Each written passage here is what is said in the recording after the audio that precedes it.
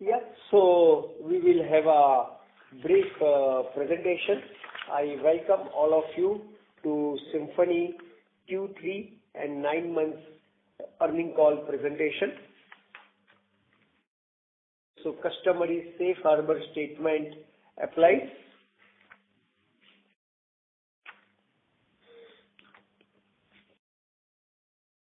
Yeah. So the key highlights for the quarter on a console as well as standalone basis is India domestic sales has impacted for the quarter mainly on account of summer and trade inventory of cooling industry, that is of air conditioner and air cooler inventory of the peers. However, as our subsidiaries have performed better than previous year, it has more than made up the loss of profitability of standalone, and overall gross profit margin as well as EBITDA margin percentage have witnessed decent rise on account of tactical pricing, value engineering, softening of input costs, and now as many international factors including shipping costs are also getting normalized, we have started leveraging the complementary strengths of our overseas subsidiary companies. Large space ventilated air cooling continues registering the robust performance and growth, and the board of directors have announced third interim dividend of rupees 2 per share in all, amounting to 13.80 crore. Coming to subsidiaries, so subsidiaries as a whole for 9 months have registered top line growth of 12%, which stands at 321 crore, while for December quarter it stands at 92 crore, top line growth of 15%. EBITDA margin percentage wise, now subsidiaries are in a positive zone. So earlier subsidiaries put together last year for 9 months it was negative by about 4.30%, now positive 3.1%, and at a PAT margin still negative, however decent improvement. The major highlights of subsidiaries are Inco Mexico for 9 months as well as for Q3 has registered highest ever growth, and it is performing absolutely in line with or slightly better than our internal business plan, and summer season has been a strong tailwind. Same goes about Brazil as well as GSK China, and all three of them are now in black. As far as Climate Technology Australia is concerned, on account of various measures, its EBITDA loss has reduced. However, on account of demand headwind persists, which is likely to continue even in current quarter, still there is a EBITDA loss, but it has narrowed substantially.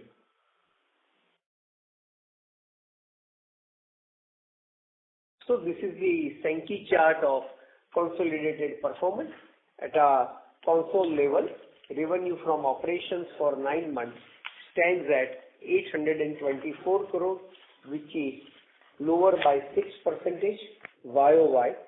However, cost of goods sold, that is bill of material cost and variable cost, is lower by 12%, resulting into improvement in gross profit margin percentage by 320 BPS, which stands at almost 48%, and leading to EBITDA margin percentage improvement of about 40 BPS, that is 13.5%, and despite lower sales, console EBITDA stands almost at the same level, that is 111 crore, and PAT is about 100 crore, marginally higher than previous year.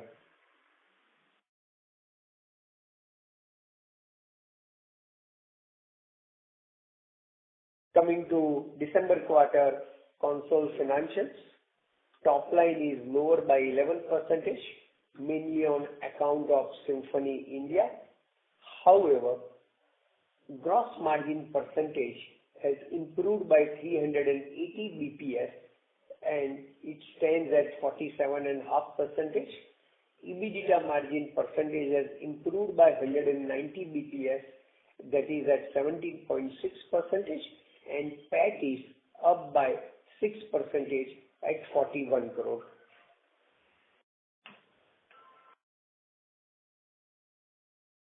And this is the waterfall chart of December quarter console EBITDA margin movement. So as it can be seen, it has moved from 15.7 to 17.6%.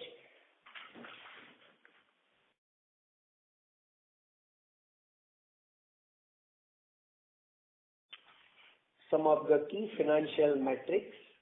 Capital employed in core business on a console basis stands at 248 crore, leading to ROCE of 18% and return on net worth of about 15% on trailing 12 months.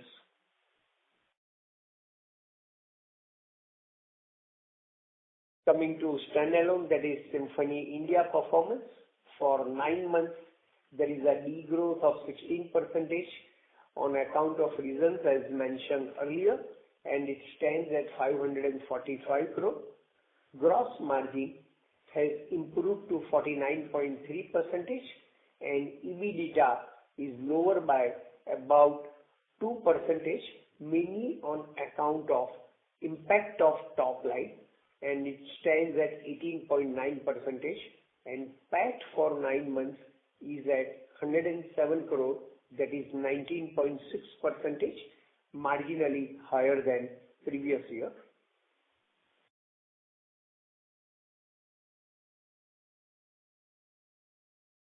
For December quarter, top line is 177 crore. Gross margin is 46.3 crore, that is 82 crore, lower by 19%, and PAT on a standalone basis stands at 43 crore, which is 24.2%, about 1% higher than YOY, but absolute amount wise 17% lower.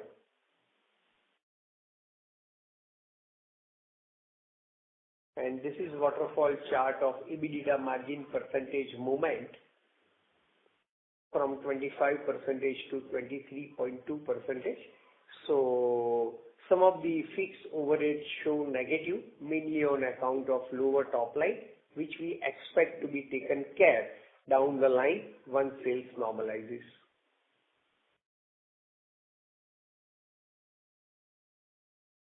And on a standalone basis, capital employed for December quarter is negative 11 crore. RONW is 19%, and treasury stands at 455 crore versus about 635 crore year before, and on account of negative capital employed on a standalone basis, there is infinite ROCE. And coming to outlook, Symphony very much remains number one in air cooler industry. It very much maintains market share around 50% on account of variety of reasons as discussed and explained from time to time. Now in current scenario, we see a major opportunity of leveraging the complementary strengths of our international business, mainly for Inco Mexico as well as climate technology, that many products are going to be outsourced from India and China. For climate technology starting next year, it will be 100% outsourced business model. In-house manufacturing will be stopped completely. And now we see even normalization of international sea freight by and large. And there also seems to be long-term structural drivers in overseas as well as domestic market on account of intensified heat wave, leading to strong tailwind of air coolers. And as explained in the past, the transformation of climate technology Australia is going on, and it is as per schedule, except currently there is some slowdown in the demand on account of local factor.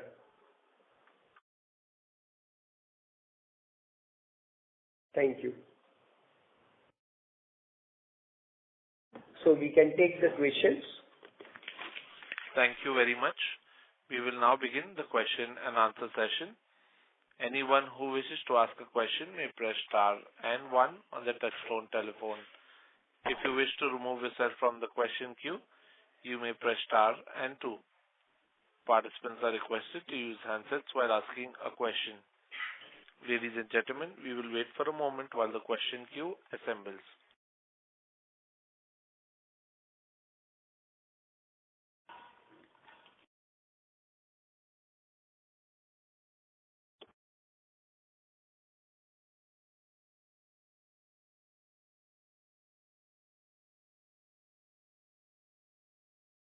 Ladies and gentlemen, you may press star and 1 to ask a question.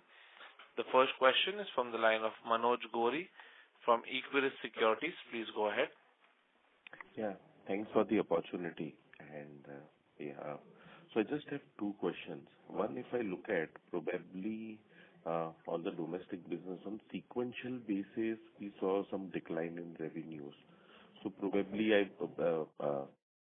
obviously this was not expected by me. Probably I would have gone wrong somewhere. Can you highlight what led to this decline on sequential basis? Because ideally it should move in the upward trajectory. Can you throw some light over there? So, Manoj, that's a good question. And like we said earlier also in the presentation, there are two core reasons for this. One is that at the end of the season, given the seasonality of the business, part of the channel had heavy stock of all kinds of cooling products. So July, August 2023, air coolers, air conditioners, in many cases in parts of North, there was high season ending inventory. So the build-up of inventory across the channel in early parts of this quarter has been low. That's the core thing. No, my point was sequential growth.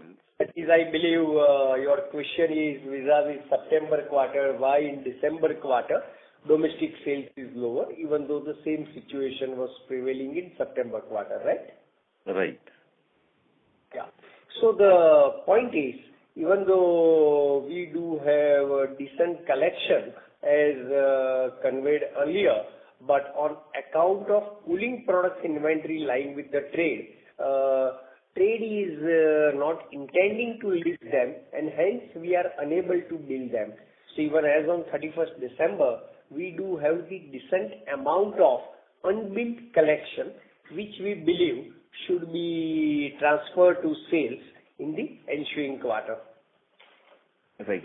And sir, so should we expect as of December, probably as compared to last year, the inventory level should be normal, or are they still higher? By cooling product inventory, what we mean is not only air coolers, but all cooling products, including air conditioners, which are lying unsold with the channel, which is weighing down on sales of our products as well. Right, sir. Got it. And sir, on the subsidiary front, so obviously it was a very encouraging performance probably when we look at on the profitability side. So climate obviously would be doing better in the coming quarter as well. But should we expect this kind of, or the quantum of improvement that we have seen on the subsidiary side is more sustainable in nature? And probably if you can throw some light how the demand scenario pans out in US market and even in Australia, and how should we expect during fourth quarter, and also if you can throw some light on FY25 internal estimates. Yeah. So, as far as the US is concerned, things are much weaker this year than they were last year. And as far as Australia is concerned, things have, I believe this is about as bad as it can get. Going forward, this should certainly be better. We have also added a range of new products which the company had never sold before, including products like coolers from India or portable air conditioners, general air conditioners, panel heaters, oil-filled heaters, etc., fireplaces. We've added a whole range of products which should also gather momentum in the times to come. So all told, with a wider range of products, as well as having hit probably what I believe is rock bottom, things can only be better from here in Australia. And as far as Inco Mexico and Brazil and GSK China are concerned, they have delivered well. And it is expected to perform in line with what it is delivering. Right, sir. Got it, sir. Thanks a lot and wish you all the best. Thank you. Thank you. Before we take the next question, a reminder to all participants, you may press star and 1 to ask a question. Our next question is from the line of Pulkit from GS. Please go ahead. Sir, thank you for taking my question. Sir, I think my question is... May I request you to use your handset, please? Okay, is this clearer? Yes, sir. Thank you. Okay. Yeah, so my question is a follow-up to the previous question, more in line of the end market demand. I mean, while obviously we've had these erratic summer seasons, but when I look at the last few years, we've not really seen any growth in the domestic market. While obviously internationally, there were hiccups, but we are trying to fix things. Just want to understand how should one look at the domestic end market demand environment, and is coolers as a category becoming less favorable? So, Pulkit, that's a fair observation that if you look at a 3-4 year timeline, the overall market size may give a picture of stagnation. But what we need to keep in mind that the market had degrown during the COVID years, and the peaks of the COVID was precisely during the peak season of the business. And when we take that out of the picture, then over the last 2 years, the market is getting its momentum back. So as we go forward, the market is likely to grow. We are also seeing a conversion from the unorganized and metal cooler market into organized fiber body cooler. So that will provide further thrust to growth of the organized segment of the market. So that's our reading of how things are likely to pan out in the short to medium term. So, sir, okay, so if I was to assume a normal summer, then over a 2-3 year period, what is the kind of CAGR the industry in terms of volume could see in your view, and what you are sort of preparing for?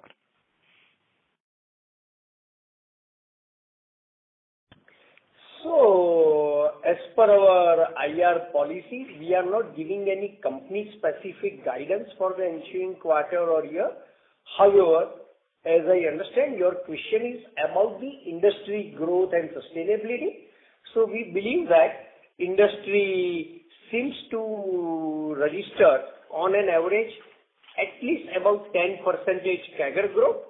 However, when it comes to the organized sector, the growth should be even higher than that because it is gradually shifting from unorganized to organized, plus higher value as far as organized sector is concerned. And as you know, Symphony commands almost 50% market share. Sure, sir. That's helpful. Thank you so much. Thank you. A reminder to all participants, you may press star and 1 to ask a question. Our next question is from the line of Siddhant Dan from Goodwill. Please go ahead. Yeah, hi. Can you hear me? Sorry to interrupt, sir. May I request you to use your handset, sir? Your audio. Yeah. Hello? Yes, sir. This is better. Please go ahead. Yeah, I just wanted to ask, we have seen that in ACs, the EBITDA margins have come down to mid-single digit across the industry, including for the market leaders. So what justifies the 20% plus margin in coolers, and can we expect it to get competitive on the price front, the market?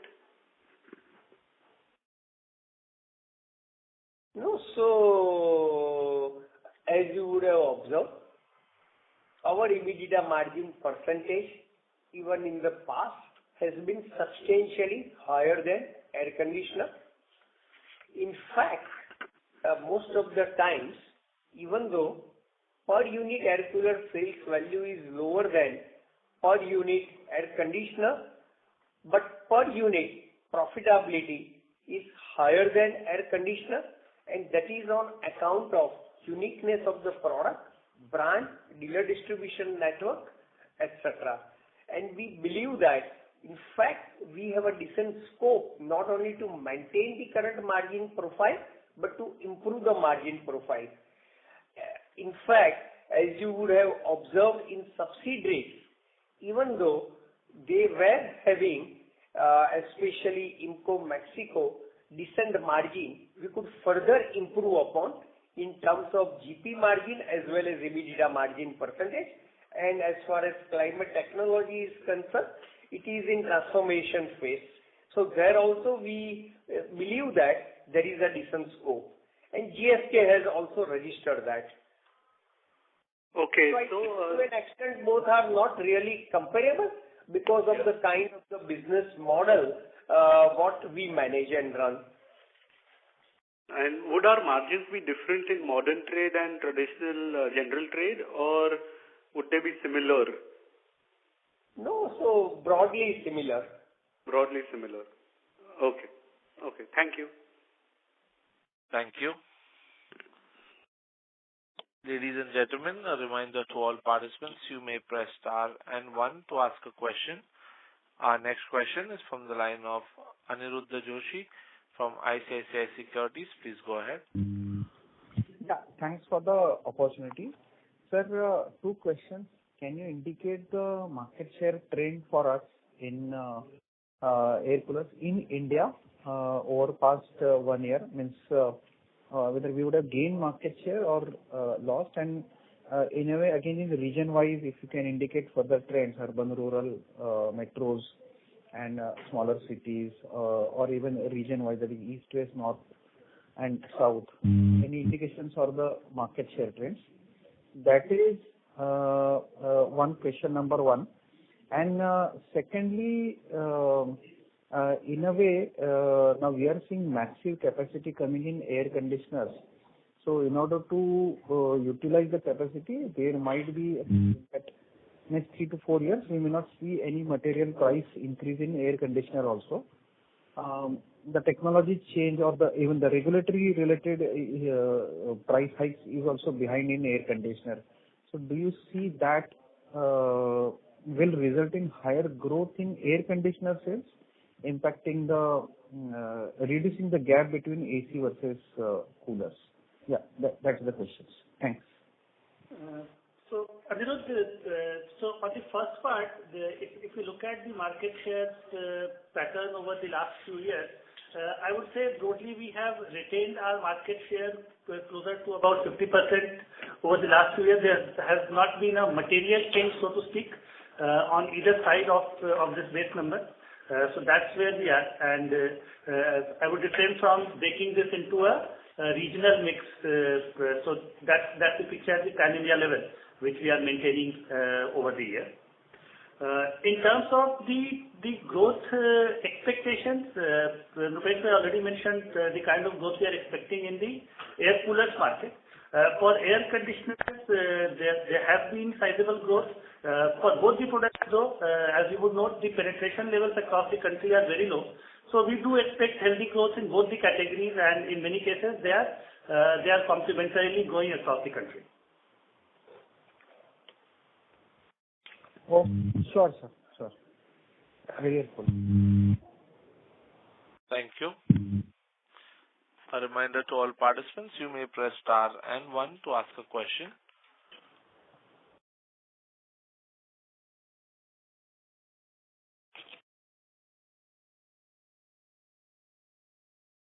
Our next question is from the line of Vignesh Iyer from Sequent Investments. Please go ahead. Thank you for the opportunity, sir. Sir, two questions on more of a broader side of the business. Just to understand, since you have been saying that there has been a shift from unorganized to organized, what has been our win share of, from the business that is moving from unorganized to organized? Do we have an internal estimate of what our win is of the business that is moving? Vignesh, while as we said, the overall market share across the cooler category, the organized cooler category that we track, we have retained it broadly at about 50%. So using that information, I would broadly conclude that we are gaining a reasonable share from the conversion from the unorganized to organized as well. There would be a possibility that some of the, even within organized segment, there is a premiumization happening and we might be getting a better share of the premium category. But retaining this market share in the overall scheme of things at 50% would not be possible if we were not getting a share of the conversion from unorganized to organized. Okay. Right. Understood. Just another point that if I have to see this company historically, right? So we have been consistently doing, in the past, done somewhere around 25-26% margins as well, right? So now we are seeing that at consolidated level, that is, we are seeing our subsidiary, turn around and reaching break even. So is there anything in place that will help this company, go back to that 20%, 25% margin on consistent basis? I mean, is there something that has changed very drastically in the industry itself for us to not go back to that margins? Just to get an understanding. No, so we have a roadmap and we have internal target to achieve that and also some strategy in place. So we believe that certainly there is a good possibility to improve overall margin profile on standalone as well as on console basis, including at subsidiary level, particularly climate technology. Okay. So what is the internal estimate? Maybe over a period of 5 years, if you can tell me. I mean, I'm not asking for a guidance per se, on immediate basis. What would be the outlook for the company, since it is more than almost 50-55% part of the industry, cooler industry, that is organized part. What would be the 5-year vision that the company has? Just to share with this, investor and the shareholders. I think let me deliver and let the figure be self-explanatory rather than we convey or give direct, indirect guidance in that respect. Although for us, our North Star is what we had back in 2018, which was a 32% EBITDA margin on a standalone basis.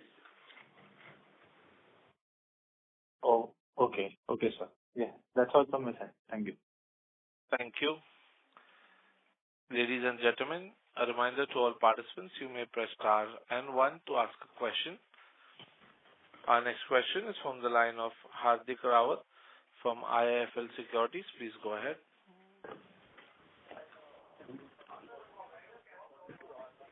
Mr. Rawat, your line has been unmuted. Please go ahead with your question. Yeah, can you hear me now? Yes, sir. Please go ahead. Yeah. So just wanted to understand what are the numbers of the revenue and EBITDA numbers for the subsidiaries individually?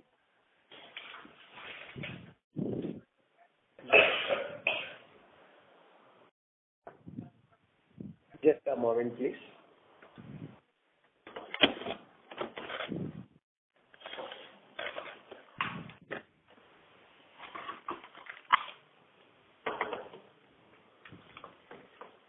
So for 9 months, Inco Mexico,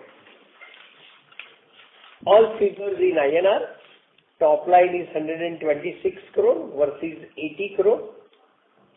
Gross margin percentage 45 versus 36%. EBITDA 19 crore versus 4 crore.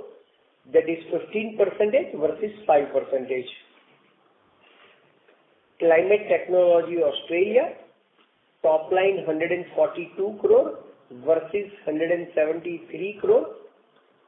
Gross margin improvement from 29% to 34%. And EBITDA negative 11% in line with last year.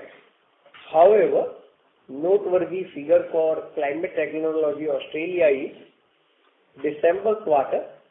In December quarter, we could improve despite on a similar sales of last year, GP margin up from 28% to 40%, and EBITDA was negative 10%.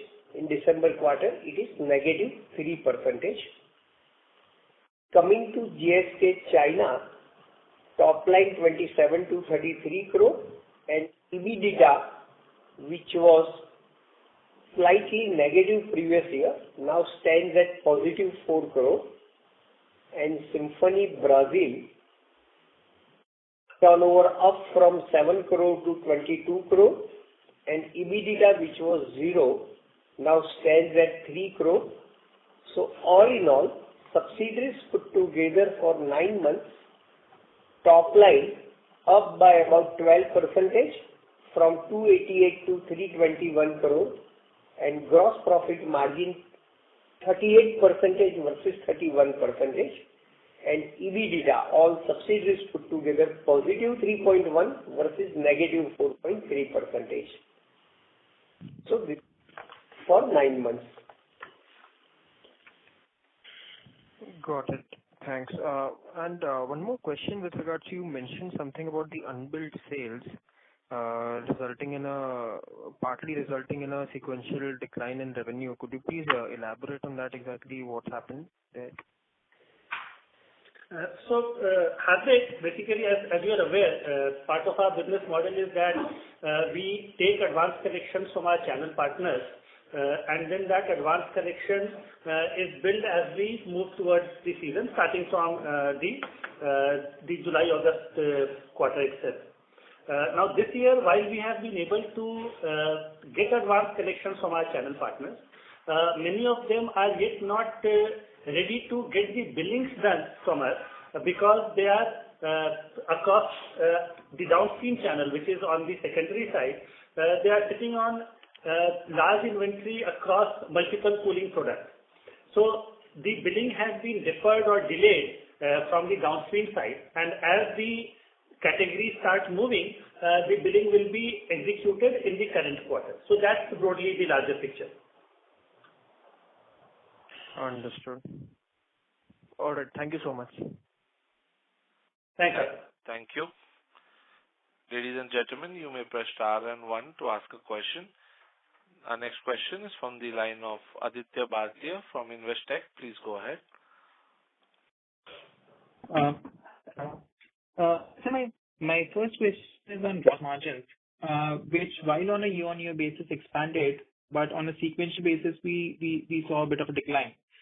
And last quarter, we had spoken about some value engineering that we had done and a bit of lower commodity costs playing through. So how should we read about it, and how should we think about margins going, specifically at a standalone level? Yeah, Aditya, I think you might be referring to standalone EBITDA margin, which certainly sequentially has come down. But as we talked earlier, gross profit margin percentage in fact has improved. However, on account of degrowth in sales, as fixed costs remain fixed, which impacts the EBITDA, and that's where that reduction has come. No, sir, I'm speaking about gross margins declining versus September quarter on a sequential basis, coming off from, let's say, somewhere around.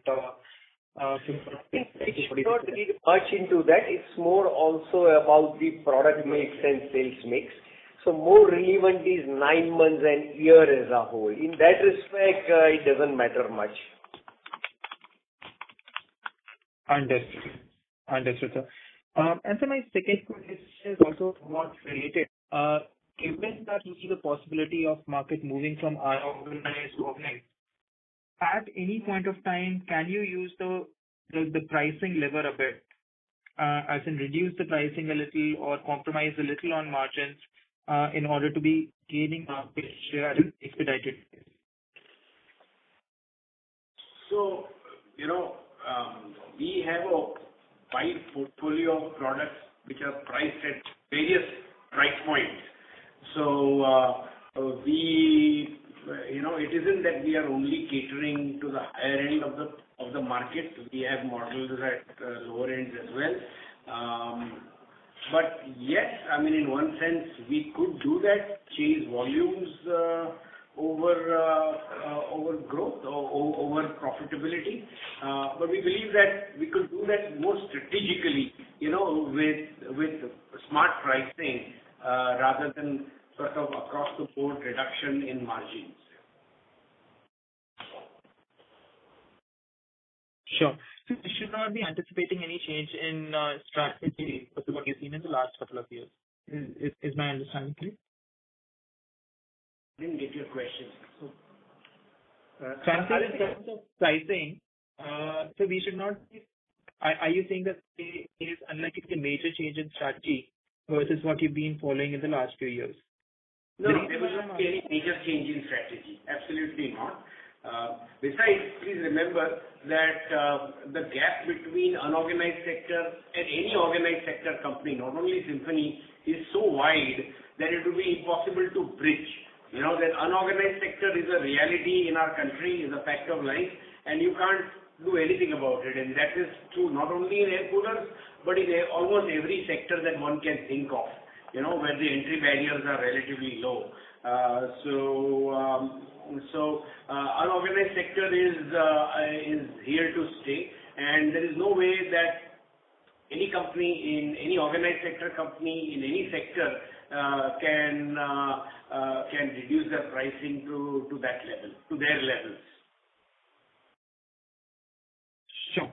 I understand that, sir. Thanks. Thank you.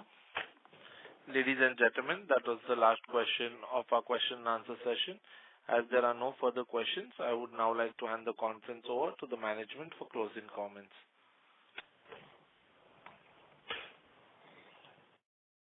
Thank you for your participation, valuable inputs and questions. I also take this opportunity to thank Investec for hosting this conference call. Looking forward to see you in year-end analyst conference call. Thank you. On behalf of Investec Capital Services, that concludes this conference. Thank you for joining us, and you may now disconnect your lines.